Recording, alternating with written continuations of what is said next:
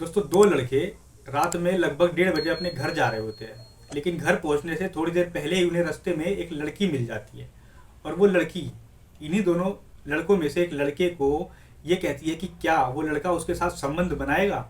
जिसके बाद वो लड़का उसे मना कर देता है और ये दोनों लड़के अपने घर चले जाते हैं और रात में सो जाते हैं।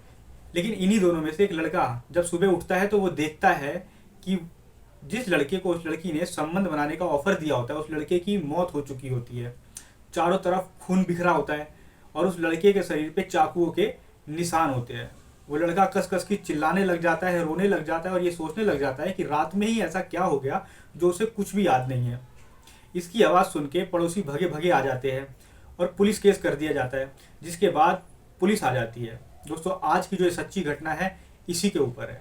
इससे पहले नमस्कार दोस्तों, मेरा नाम अरविंद है और आप देख रहे हैं मेरा चैनल द रियल स्टोरी। दोस्तों, अगर आप मेरे चैनल पर नए हैं तो प्लीज़ मेरे चैनल को सब्सक्राइब कीजिए, नोटिफिकेशन बेल को ऑन कीजिए, वीडियो को लाइक और शेयर जरूर करना।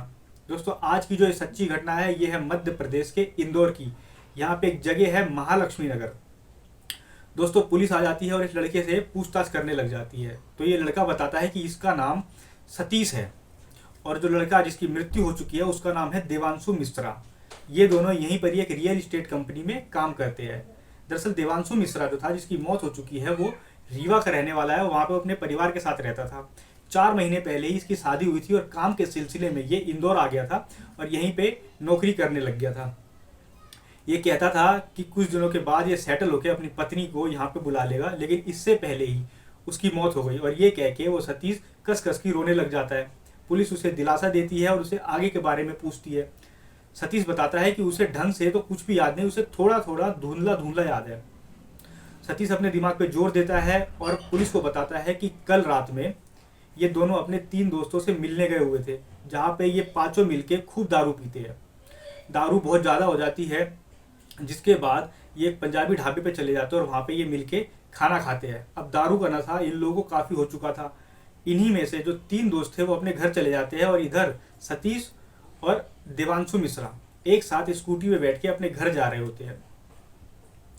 सतीश कहता है कि उसे धुंधला धुंधला याद है कि एक बाइक पे 3 जने, जिनमें से 2 लड़का और एक लड़की होता है, इन्हें रास्ते में रोक लेते हैं और एक लड़की जो देवांशु मिश्रा को देख के ये कहती है कि वो उसके साथ संबंध बनाएगा। जिसके बाद देवांशु मना कर देता है और इन दोनों के बीच में, मतलब उन तीनों के बीच में, जो एक लड़की और 2 लड़के थे और देवांशु और सतीश के बीच में कहासुनी होने लग जाती है। जिसके बाद ये दोनों घर आ जाते हैं और सो जाते हैं। इसके अलावा सतीश कहता है कि उसे कुछ भी याद नहीं है। हालांकि पुलिस जो थी सतीश को ही कातिल मान रही थी, उस पर शक कर रही थी। उसे लग रहा था कि हो ना हो सतीश जो है वो झूठ बोल रहा है। लेकिन फिर भी पुलिस अपनी इंक्वायरी करती है, हर तरफ छानबीन करती है, लेकिन पुलिस के हाथ कुछ भी नहीं लगता। पुलिस को सतीश पे पूरा शक होने लग जाता है और पुलिस सतीश के पास चली जाती है और उससे सख्ती से पूछताछ करती है।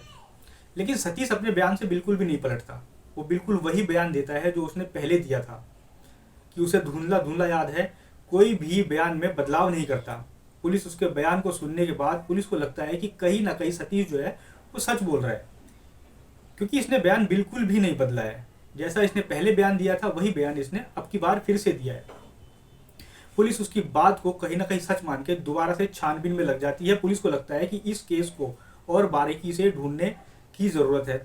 पुलिस इसके बाद उस एरिया में जितने भी सीसीटीवी कैमरे थे सबको खंगालने लग जाती है। उन्हीं में से एक सीसीटीवी में उन्हें वो तीनों दिख जाते हैं, जिसमें वो 2 लड़के और एक लड़की होती है जो कि इनकी स्कूटी का पीछा कर रहे होते हैं।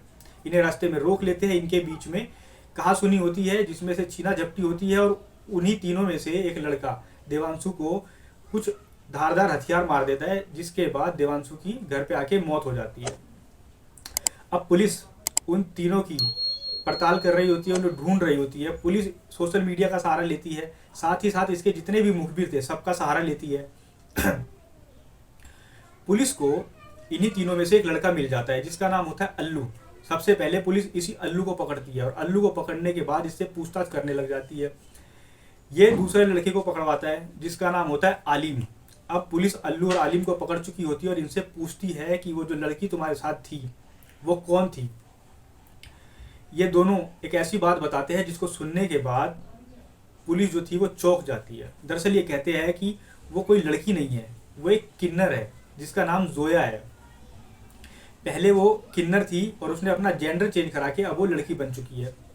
उसकी शादी हो चुकी है, लेकिन इसके साथ साथ इस जोया नाम की लड़की को एक बुरी लत थी। लत ये थी कि उसे रोज एक नया लड़का चाहिए था अपने साथ संबंध बनाने के लिए। पुलिस उस जोया को पकड़ लेती है और पूछताछ करने लग जाती है। तो ये तीनों बताते हैं कि उस रात भी वो एक लड़के को ढूंढ रहे होते हैं और जोया को देवांशु मिश्रा दिख जाता है, जिसके बाद ये उन दोनों का पीछा करने लग जाते हैं, यानी सतीश का और देवांशु मिश्रा का पीछा करने लग जाते हैं और गाड़ी रोक के उनसे संबंध बनाने के लिए पूछते हैं। जिसके बाद देवांशु मिश्रा मना कर देता है। इनको इतना नशा होता है कि इन्हें पता भी नहीं होता है कि क्या बातें चल रही हैं। जब वो मना करते हैं तो इस पर जोया को गुस्सा आ जाता है और वो अल्लू और आलिम को इशारा करती है कि इनसे छीना झपटी जो भी इनके पास है वो छीन ले।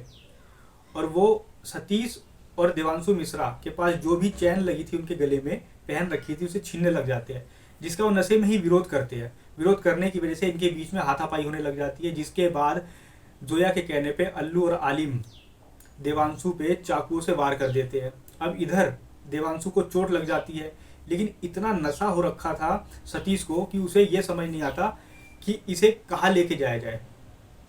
वो उसे अपने घर लेके चला जाता है और घर ले जाने के बाद वहाँ पे नशे में ही चूर था और सो जाता है। सोने के बाद जब वो सुबह उठता है तो वो देखता है कि उसके दोस्त देवांशु मिश्रा की मौत हो चुकी होती है। ये देख के वो कस कस के चिल्लाता है और पुलिस केस हो जाता है। दोस्तों, अगर सतीश और देवांशु मिश्रा ने रात में इतना नशा नहीं किया होता तो हो सकता है कि देवांशु जो अभी जिंदा होता। सतीश उसे अस्पताल ले जाने की बजाय उसे ये भी समझ नहीं आ रहा था कि उसे कहाँ ले जाए, उसे घर लेके चला गया। अगर उसने ज़्यादा नशा नहीं किया होता तो वो उसे अस्पताल ले जाता और आज देवांशु जिंदा होता।